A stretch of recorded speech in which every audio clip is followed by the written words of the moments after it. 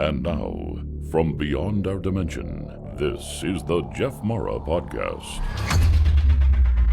Here's Jeff. My guest is Alexandra Kallos, channeler and level 2 Qhht practitioner who had a near-death experience due to being hit by a truck while riding her bicycle.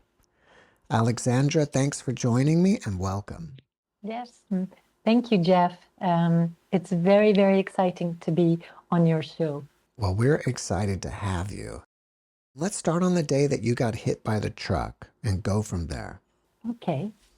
So it happened quite a while ago. It happened in the 90s, and I was a student in Amsterdam, in Holland. I was on a bicycle, like all Dutch people do. And it was a very beautiful April spring morning. And I was on my way to college, to art school. I was a student on an art college.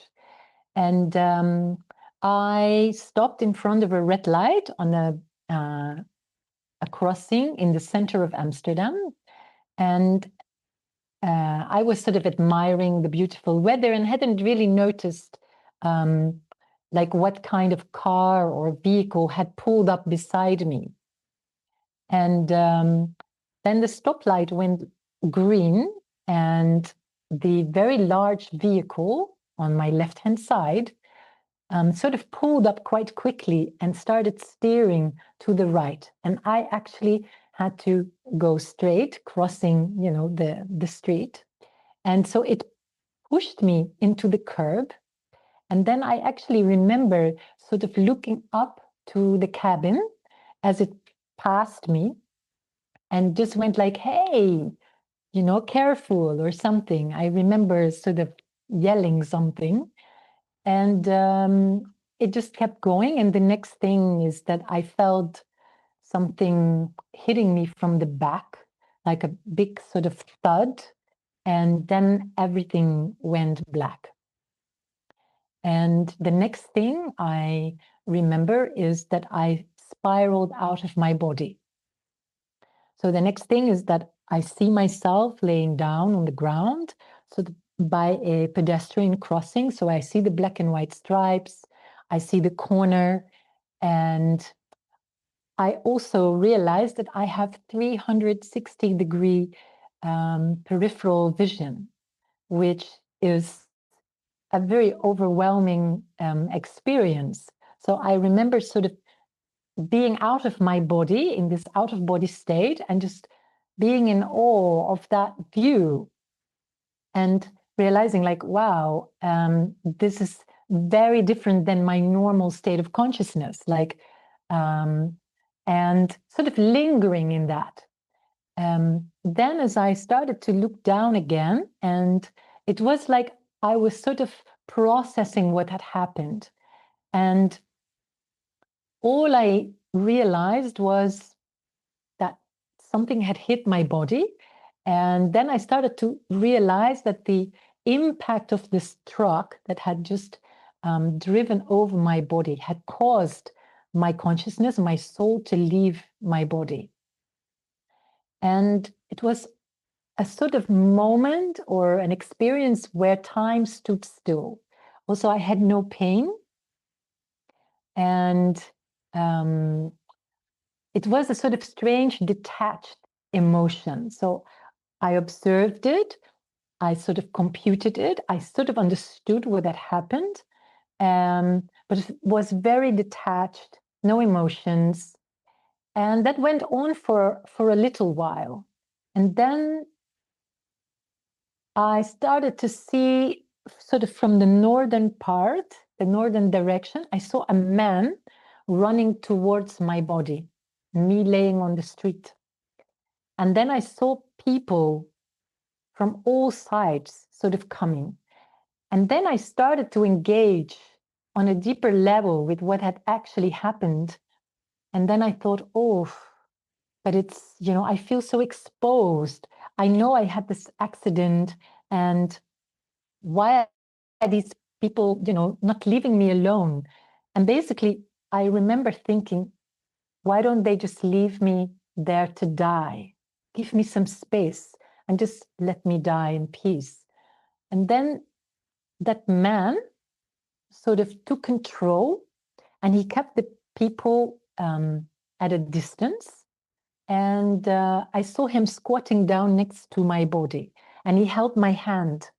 And then I also saw from above that he took something out of his pocket, and it was a handkerchief. And I think in my memory it's white. And he wiped my face clean, because because of the impact of this truck that weighed 13 tons. It was a truck that had just come from a construction site. And so because it had caused my midriff to break and all this internal damage, so there was a lot of like bile and vomit in my mouth that had caused me to actually choke. So he wiped my face, made sure that basically he saved my life. So he said with me, he had seen the whole accident because he was working in a building that was looking out on the street, and he had been on the telephone standing in front of the window. I know this because he obviously became point of interest for the police. He had to come down to the station to make a witness statement. So he had seen the whole accident happening, and he had been the one calling the police and the ambulance. So he sat beside me, making sure that they didn't move me while we waited for the ambulance to arrive. And so this must have taken only a few moments while I'm still in this out-of-body state. And then at some point, I realized that I was dead, that there was no life in my body. And I was looking down and I saw blood trickling between my legs, and it just really didn't look very good. And it was like there was an invisible thread that was still connecting me and my soul to my body. And then all of a sudden, things started to sort of move very fast. I had gone from this sort of freeze frame moment where everything was almost completely still and I was so detached. And then all of a sudden, things started moving again. And I felt that connection. It was like I felt into my body, and I knew that it was lifeless. I knew that I had died. And then in a split second, I let go. And it was like that thin line, that string that had connected me to my physical body sort of snapped. And then everything went black. So I did not go through a tunnel. I did not see a light. At least I don't recall that. Everything went black. Then I have a recollection of sort of really going away from Earth. Like I really know that I went away from what had happened very far. And then when I reawoke in consciousness, the first thing that I remember is a sensation of floating in space. And it's interesting because you have the cosmos, the space behind you. That was a very reassuring, soothing sort of experience and reconnection for me. I also realized that I had been there before. It was like, wow, this is so calming. This is so expansive. I really enjoyed being just floating around, the universe. And that went on for a while. And it was in my consciousness, what I witnessed was that it was extremely liberating not having a body and not having an identity. You're literally a nobody. You're a no thing. You're just consciousness, sort of floating in space. And the next memory that surfaced was that I saw a golden infinity sign. and it was quite large and very alive. It was like that sort of, that double eight. It was like there was this golden light sort of flowing, like pulsating in that infinity sign. And it was like my consciousness floated above that. I somehow had this magnetic attraction to that infinity sign. And so my consciousness sort of hovered above it. And then I was shown certain memories from the life that I had just departed. And one of the memories that really stayed with me was that I saw that I had had an argument, I had had a fight with my mother when I was about 13, in my teenage years. And it wasn't a normal memory, but what was so interesting about it, so curious, was that they actually showed me the same scene, but viewed through the eyes of my mom. So it was like I went into her body, I aligned with her consciousness, and then had the same experience, but from her perspective. And that was really painful. So I was shown the impact of my actions, of my words, of my anger towards her. And that was very humbling. And then I was shown some other very meaningful events from my life up to my 28th birthday, as I was 28 when this happened. And I also remember seeing certain events from when I was less than 2 years old, of which we normally have no recollection. And then everything faded to black again. The next dimension where I reawoke, where my consciousness reawoke, was in something that I call the sort of blue zone. And this was just like a very beautifully intense sort of electric blue, an indigo blue, and it was just a space, an infinite space in that color. And that indigo blue, that blue space, that blue dimension had a sort of pulse through it. It was like it was a sonic boom, very deep, a very deep tone, like a heartbeat. And so I resided in that dimension for a while.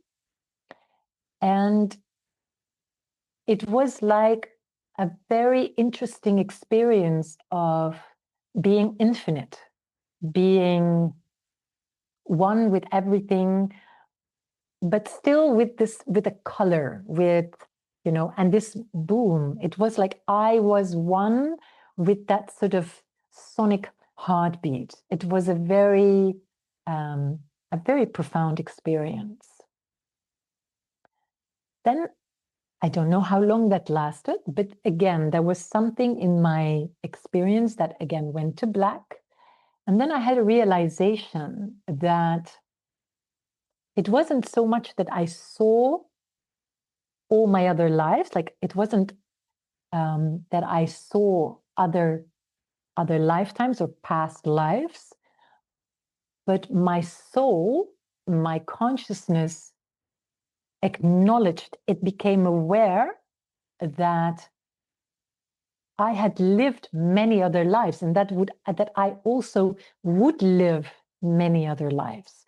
So there was this incredible expansion, this growth in my consciousness, of my understanding of my soul journeys, that the life that I had just departed as Alexandra with that personality, that was only one, that I had had many lives before that, and that I would have many lives in what we would call a future, and that actually that all these lives exist simultaneously, so that actually they are really what you would call parallel lives. And that was extremely exciting. It was liberating to understand that at a soul level. It was like this deep knowing.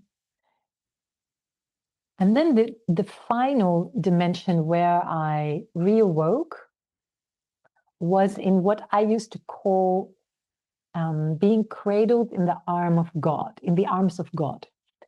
And that is quite an interesting thing to say, because I don't really believe in God, or in, I'm not really Christian.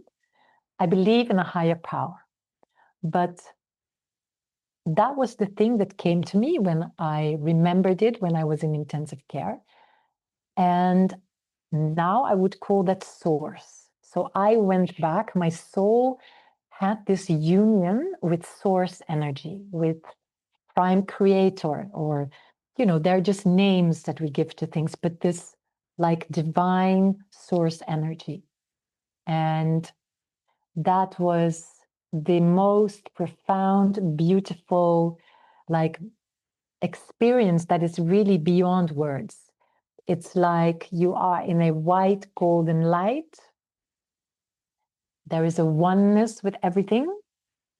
You are aware that you are one with everything, that you are in oneness. It was a homecoming. It really felt like, wow, I have come home. This is my pure essence. This is where we all come from.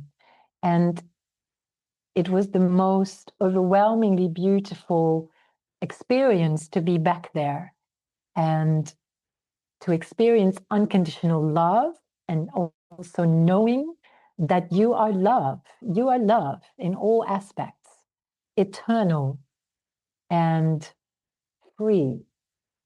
And that oneness with that source energy, yes, that stays with you forever. That is, I often say that I feel that actually the experience of oneness and to be one with source is, in essence, is something that is beyond language. I really feel, I still feel that by expressing it through language, by using these words that I just did, I mean, it doesn't even cover half of the experience. It's like you're only, sort of describing the margins of it. You're giving, it's just like, well, yeah, that's the best way I can put it, but it really doesn't cover the magnitude and the profundity of the experience.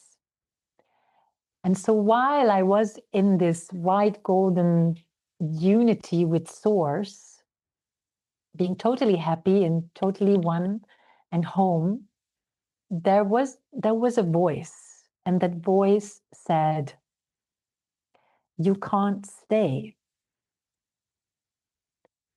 And I remember I was very upset. It rocked my beautiful, symbiotic, divine, existence in that moment and in that ultimate dimension. And it said, you can't stay, you have to go back. And then it was like I bargained with that, where that voice came from.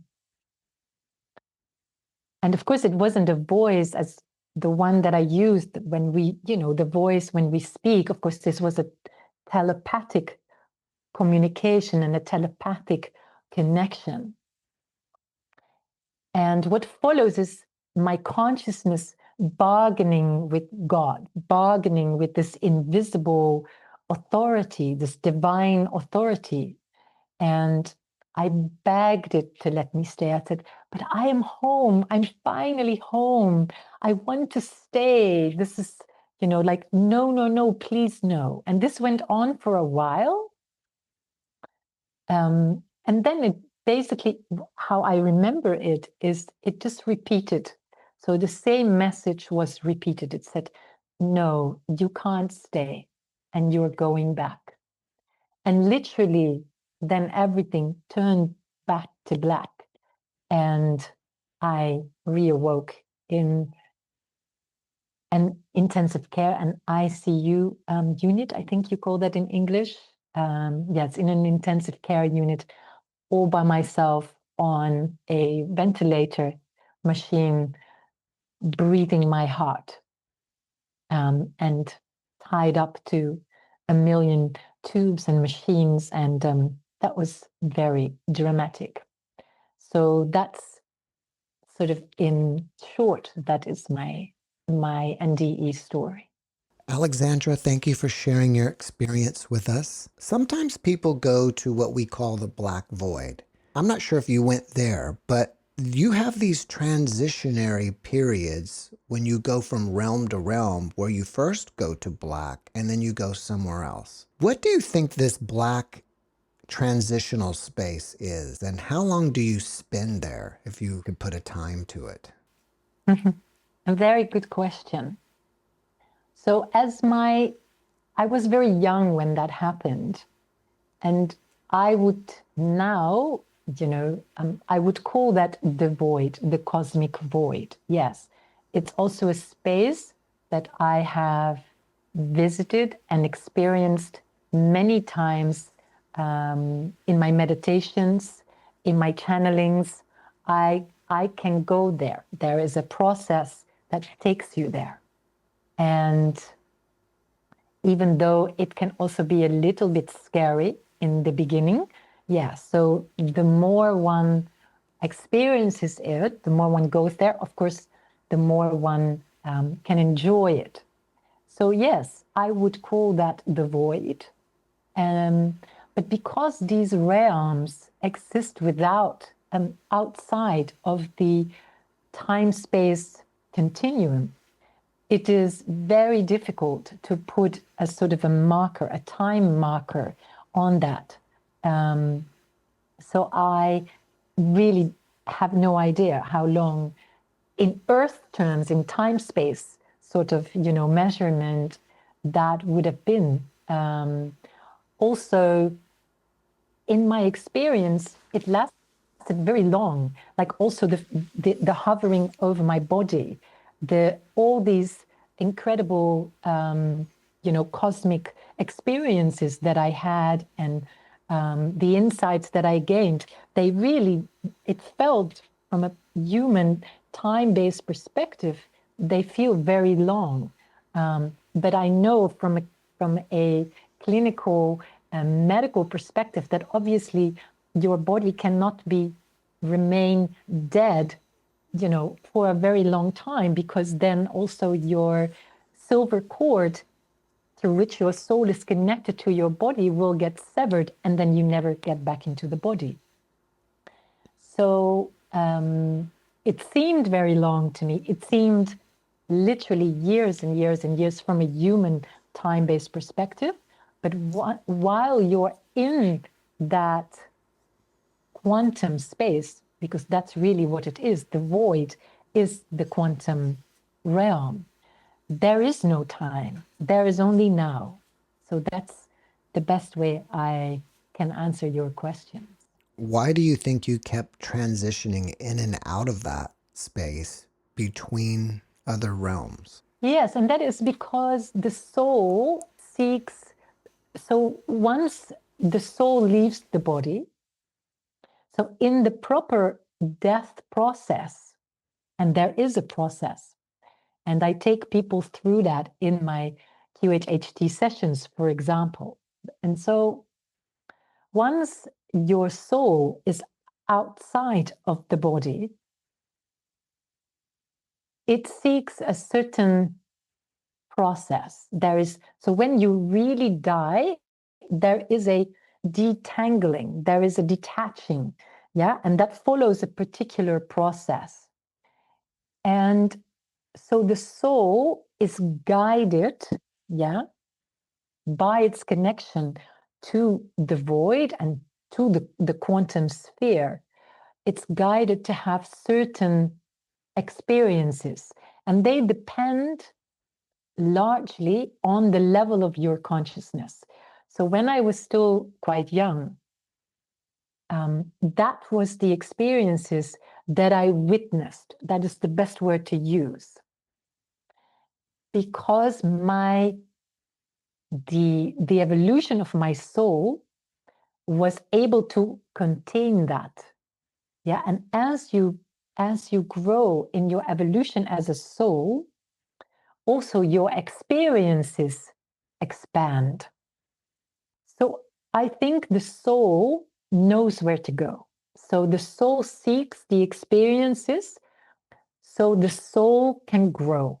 Yeah, and so depending on your level of experience and expansion and consciousness at any given time in your soul's evolution, you will have certain experiences because it's all for your soul's growth. That's why people have out-of-body experiences and soul journeys. You know, it's why the soul goes through the void to expand, you know, your consciousness. What do you think is the point of having a life review? This does not happen with everyone. So That's there true. are, yes, there are many NDE stories. I've also, because out of, you know, my obviously my own interest and curiosity in that particular, you know, in that subject and concept, I've watched many and read about many others, and so it doesn't happen in every NDE, but it happens in many. And also in a quantum regression, there is often a life review when people go through the death experience. And the purpose of a life review is multiple. First of all, it's part of that soul's process that happens. Yeah, the soul is still very much connected to that physicality, the physical body, with all of the imprints of the life that it has lived, the life that was witnessed, the movie, we could say. Yeah. So it needs a certain processing, a certain protocol to process those. Yeah, to also to distance itself, to integrate those. Yeah, it's for the soul to integrate that new movie that it has just witnessed, that it has just lived, and to learn. That's the second point, to learn the lessons that were presented in those lives. The experience that appeared to be the most impactful for you during your life review was the negative one. But were there other amazing, beautiful ones also that were just as impactful? Yes. It's interesting, yes, that we call that a negative experience. It gets framed like, oh, I was made to experience this argument with my mom, and it caused a lot of emotion. When you're out of the body, and also let's say from a quantum perspective, there is no positive or negative. It just is. So that's why it is so helpful and why it is so, I would want to say, profound to have these to have the life review experiences, because there is no judgment. While I viewed it, and there was no judgment, there was just a shifting in perspective. So first, I was made to see, I was sort of reliving the scene from my own perspective as a 13-year-old, an angry 13-year-old teenager. Then the consciousness sort of very smoothly sort of shifted to my mother. And then I was made to relive the scene through her eyes and through her emotions. And that expanded my overall consciousness because I was shown it with love. And that is so important. There is no judgment. There is no authority, a person or some kind of God that judges you. It shows you. What about you judging yourself? Yes. And thank you for that, for this comment, for this question, because that happens. So the personality part, the ego part, of which a little bit goes with you in the life processing, in the death process, because later you relinquish that. That really stays within the auric field. Yeah, it belongs to the body. Yeah, but in the beginning, there is still a little bit of that ego personality, and it judges. So I judged myself, as in, how could I have been so angry? How could I have hurt my mother? I was not a good daughter. Yeah. And immediately what happens in that moment, while you're in that really quantum space where you are living all these lessons,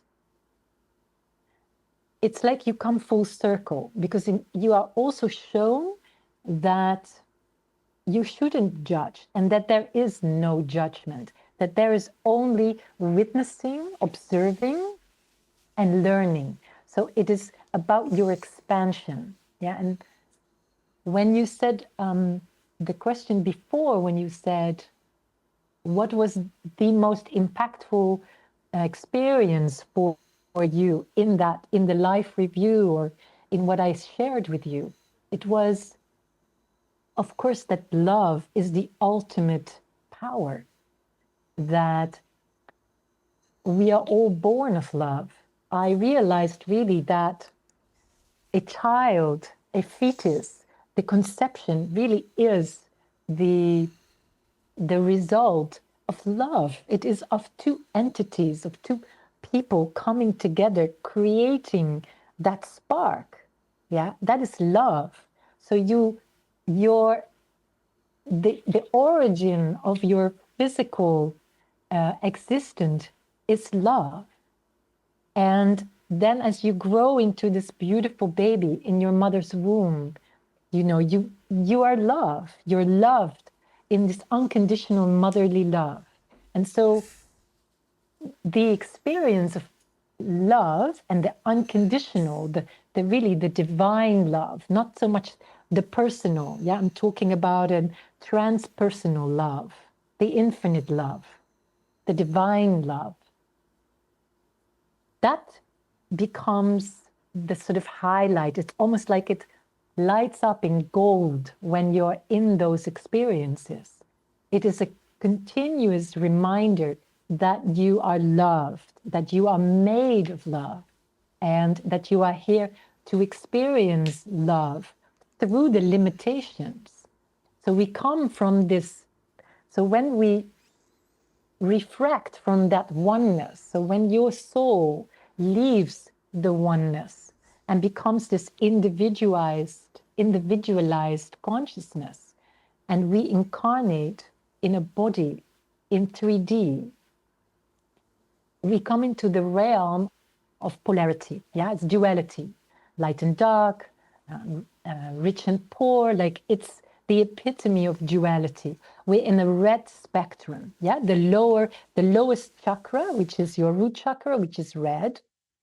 That is the spectrum where you are energetically in a 3D realm, in a 3D dimension.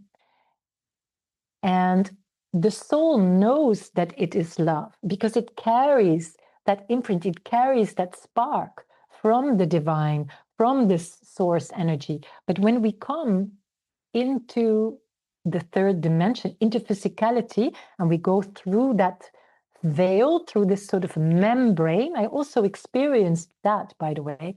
It's a sort of membrane where all of these divine memories, this divine imprinting, that wisdom, that soul wisdom is wiped. So we come in and we are this totally wiped, clean soul that has forgotten its essence is love. And so throughout all the challenges we have as a human, as a soul into this human body in physicality, in a way we find our way back to love. So love and how valuable that is, and all of its expressions, is the thread throughout your life review. Before your life review, you saw an infinity sign.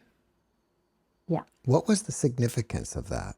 It had a very personal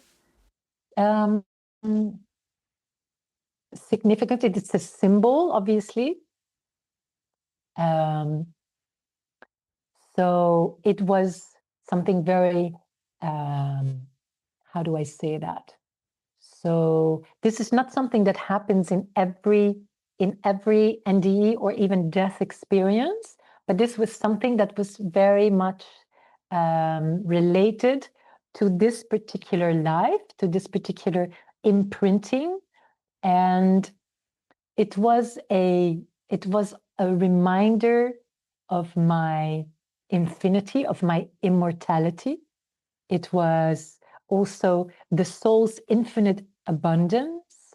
It was also the first real sign that I received that I was a starseed, that I came from a different dimension, that I had had lives at different planets, etc., etc.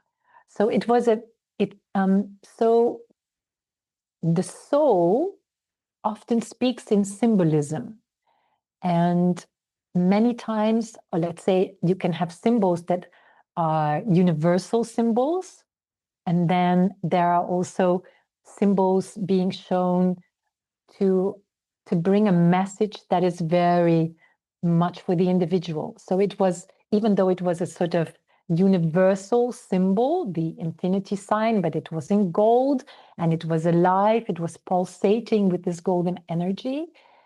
It was also it was a downloading into my soul. And why that was so important was also because I learned later that I am a walk-in. So my old soul was taken out, completely left my body, and a higher, a 5-6 dimensional part of my soul came back into my body, literally walked back into the body. There are many people that are walk-ins. There are different type of walk-ins and walk-in scenarios. And that is what happened to me. And the infinity sign was also a kind of you could say, a portal, a vortex that started to facilitate this upgrade of my soul. Yeah, this immediate remembrance that I was a starseed, that I had not originally come from Earth, that I had a purpose, that I was going to come back into my body and live out my life and fulfill my purpose. So that was all connected to that infinity sign that really was a portal. It was a downloading in of codes so that this higher vibrational part of my soul could then come back into my physical body and allow me to fulfill my purpose. So are you saying that an upgraded version of yourself came back? Yes. Now, there was a voice that told you you had to come back. Mm-hmm. Who was that voice? Yes, that is the sort of the $1 million question. I used to call that. I veer between, because all of that obviously happened within my divine consciousness. And my perspective on it has changed over time. I used to think that that was the sort of voice of God, that if there was a God, if this higher power was a God or a goddess, a beautiful, sacred, divine feminine, that it was, that voice represented that. That was in the, let's say, in the beginning, after I started to get a handle on my experience, that was sort of my starting point. That's how I integrated it. And as my understanding and of my whole NDE experience grew, and after my spiritual blossoming during my 40s, I gained a much different perspective on it. And I think now that that voice is your divine self. It's the part that is with source energy, but it is also you, but it is you in your totality, you in your wholeness. And it, in that sense, of course, it is completely transpersonal. So I think it is the communication from the divine. That's what I think. But it's also you, because you're never not connected to the divine. Did you discover that you were a starseed during your NDE or afterwards? So even though I learned in later years, as my astral journeys and through my channelings, I learned more things. I had more experiences. They highlighted certain parts of what happened to me in my NDE and sort of expanded on it. And so I learned that the golden infinity sign was the sort of the star seed, which is, you know, a little bit of a simplistic word, but it's the word that we use, that was my soul imprint. And so when that surfaced, I had no frame of reference for that, even though as a word. I have always known as a young child that somehow there was something deep inside me that knew that I did not come from here. I felt very lonely as a child, as in my being. I would often watch the stars and sort of know that there was life out there, that and that I somehow came from there. And so when Starseed was sort of implanted in my mind, in my consciousness, yes, it brought everything together. And then afterwards, yes, then from that, I started to research and also channel about what does it mean really to be a starseed. And that's how I started to understand more and more about it. Yeah, so more of it came later. Where are you from? I cannot answer that as in a planet or a galaxy, because I was told that even though I am a rainbow indigo starseed, they are just kind of spiritual terminology that seems to float around. I was shown by my divine channel that that as a starseed, I have presence in every dimension and on every planet. And so it's not that I came from one particular planet. I'm sorry, it's a little complicated. Yes, it was like the type of soul that I am also belongs to bigger group consciousness that, for instance, create planets yeah, it's sort of part of a bigger creator consciousness. Yeah. So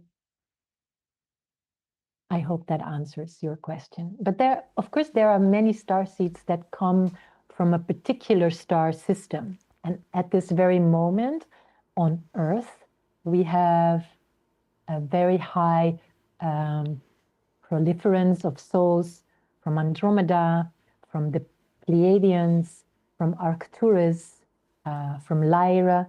And I have a very strong resonance with Lyra. That's why I wanted to mention it, because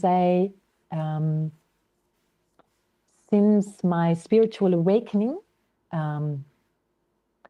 a beautiful white royal feline being sort of stepped in and showed me that it was one of my spirit guides. And so it said that I had avatars on Lyra. And so I have a connection with the Lyran star system. And I often channel information from the white felines, from the white lions. And they use a stargate under the Giza Plateau to come in and out of Earth. Who do you channel? So my channel is my divine self, is the divine source energy. I call it the divine. It's how they called themselves. Maybe it's interesting to say that, so when all of my psychic abilities came online, sort of as a result of my NDE and then my spiritual awakening, I started in the beginning when I was able to channel. I first channeled an energy we call Metatron. So I started to channel messages from the consciousness that is Metatron. And I had, there was a few years that I channeled archangels, and then it became that which we call the divine feminine, so the Maria Magdalene consciousness. So it alternated, and then it sort of settled. It's like a bigger part of that energy came in, and it said, we are the divine, and from now you are going to channel the divine. And this actually happened during, as a result of my connection with the DIRA International Foundation. And this is a group of channelers. It is a spiritual foundation that is based in Oman, but it is non-denominational, so it has no religion. But the teachings and the spiritual foundation is based upon your divine channel, and everyone can learn, can be a channel for this divine consciousness. And that's where it settled. It was literally feeling this larger, very, very large consciousness sort of coming into your field, into your body, and expanding into your field. And so from that moment on, I channel the divine. And from that, you can channel other consciousness. You can channel angels. You can channel people that are beyond the veil, that have passed over. I have channeled Dolores Cannon, for instance. So, but that is my main channel, is the divine energy. What is your purpose this incarnation? Is to be a divine channel, to help people awaken to their own divinity, and sharing my experience and my message that, that we are infinite beings, that death is not real, and that we are way more powerful than what we are led to believe.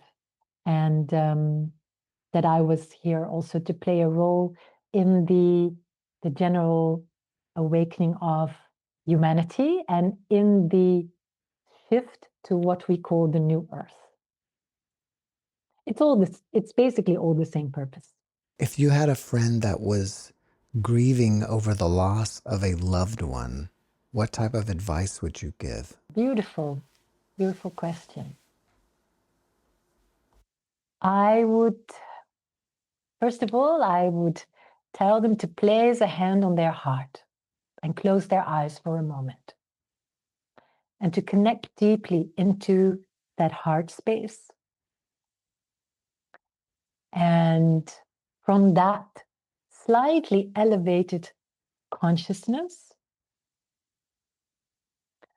I would say, so that feeling, that sort of soft space where you are now, that is where the energy, where the consciousness of your passed over loved one is. And that we can feel them, we can communicate with them, because they are never truly gone, because you are infinite. And in some ways, when humans, when they die, when they go through death, they go beyond the veil. In some way, you could actually say there is more of them here, because they are in their fullness. And there are many ways of connecting with that, connecting with their spirit beyond the veil and communicating with them, connecting with them. And not only with passed over loved humans, but also with your pets. And I have facilitated some very beautiful experiences between humans in trance, in hypnosis, and their pets that passed over. And you know, pets have a soul, and many times that same soul that was in your pet, in the pet that passed over, that soul has been with us throughout many other lifetimes in different forms. Isn't that beautiful? They follow us, they come with us, they accompany us. That's amazing. Haven't you had a pet that you thought, wow, I feel like I know this pet. It's like we're old friends, or... Well, I think my dog knows me better than I know her. I sometimes think Wow. she's psychic because I'll be lying in bed and thinking I'm going to get up and go for a walk. And many, many times she just lays in bed. But when I'm thinking that, I get up and she gets up and is ready to go without me saying anything. Yeah, beautiful. You're telepathically connected.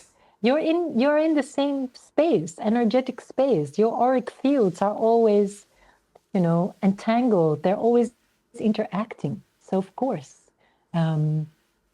your dog knows you, but there is a high chance that the soul of your dog was with you, perhaps as another pet, but sometimes there are also other family members from other lifetimes that this time come in the body of a pet. Really? I didn't know that we could come back as animals. Mm-hmm. It's a choice. It is the choice that the soul makes on a soul level. Yes. Do you fear death? No.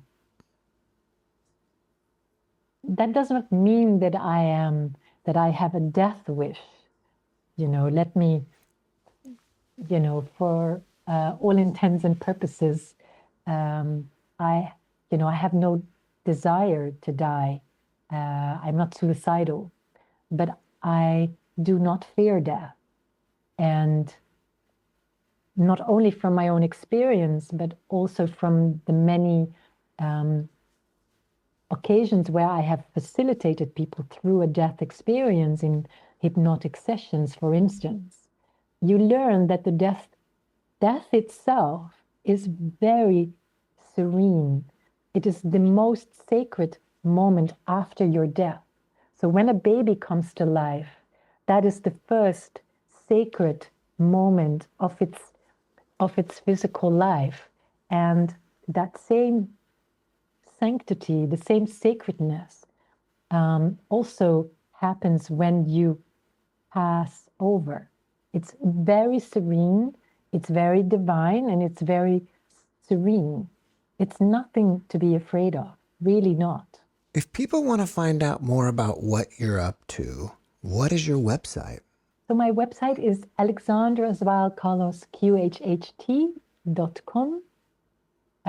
They can also find me on Instagram, Alexandra Kallos .innerquantum. That I have a YouTube channel as well, Inner Quantum with Alexandra. Yeah, that should do it. What kind of content are you posting on YouTube? So there are some videos from recorded quantum hypnosis sessions. That's because many people do not really know what happens in a session. Oftentimes, there are very interesting lives that we visit. Obviously, there are many humans that have had lifetimes on other planets. You know, there are many times that we get to experience a life as an extraterrestrial, as a different species, and they serve a very important purpose, because it is very important that humanity and that our planet sort of awakens to that wider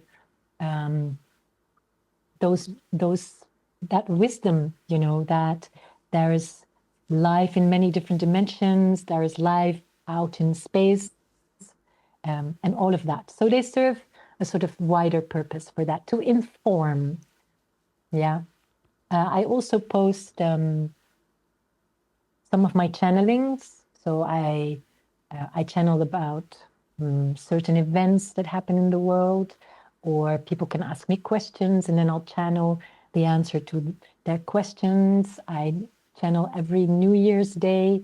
I sort of do an overview of the year that's about to start. I call in the energies. I also offer, every month, I offer a free monthly energy transmission. People can join my Facebook group. This is free. This is also part of my divine service, is to offer people a chance to sit in that energy, to receive those codes and to receive those upgrades, downloads. It's a very loving group, very global, with worldwide members. So there's some of that on my YouTube as well, also on my Instagram. Well, maybe you'd like to come back at the beginning of next year and do a live channeling for us. Oh, I'd be And delighted. let us know what's coming in 2026. It's going to be a very big year because the year 2026 is the end. So actually, 2025 is the end of a cycle. In one of our group channels with Dira, we were told in 2019 that we had started a 7-year cycle, and that this 7-year cycle would end in 2026, and that 2025 would be the year where everything is being sort of moved into positions to transform. This is when the changes start to happen. And in 2026, everything is going to shift. Everything is going to change. So it's also a number 1 year. And of course, the 1 is a very, very big energy of new beginnings, new systems, a whole new consciousness, a new timeline is going to start to be manifested. So I would be delighted to do that on your channel. Great. Before we finish up, can you leave us with a last positive message? That we all carry the divine spark inside, that you are love at essence, and that we are really here to beam that love, and also that we are in this timeline split, that there is very much a bifurcation. There is a two-way split. And let's say there is one part of humanity that will go into one particular timeline and the others will go to a different timeline. And the big difference is that one will go to the new earth, what Dolores Cannon called the new earth, and which is a 5D frequency. It's not really that we are going to a new earth, a new planet, a new place. It's more that we are changing, we are crystallizing, we are fine-tuning our systems and our bodies to be able to maintain this 5D frequency. That is what, let's say, we call the new earth. And this is an earth where there is no disease, where there is no suffering, when there is no wars, where we are already entering in the lower realms of a oneness, a unity consciousness, which is very loving. And it's all about community. And that is very much the timeline that I am on, and many people around Earth. And then, of course, there is the other timeline that is going to go towards transhumanism and a whole bunch of other things. So the positive message is that you have a choice. If you open yourself, if you open your awareness and you go into your heart, you can discern which of the timeline do you prefer. And that is my positive message. Alexandra, thank you for your message, and thank you for being my guest. Thank you, Jeff. It was a very nice co-creation, and until next time. Thanks for watching the JeffMara podcast. I really appreciate you. Another way to show support is through YouTube memberships. And if you do, there are loyalty badges and other perks depending on your level of membership. All you need to do is click the join button underneath the video to find out more. Thank you for your support.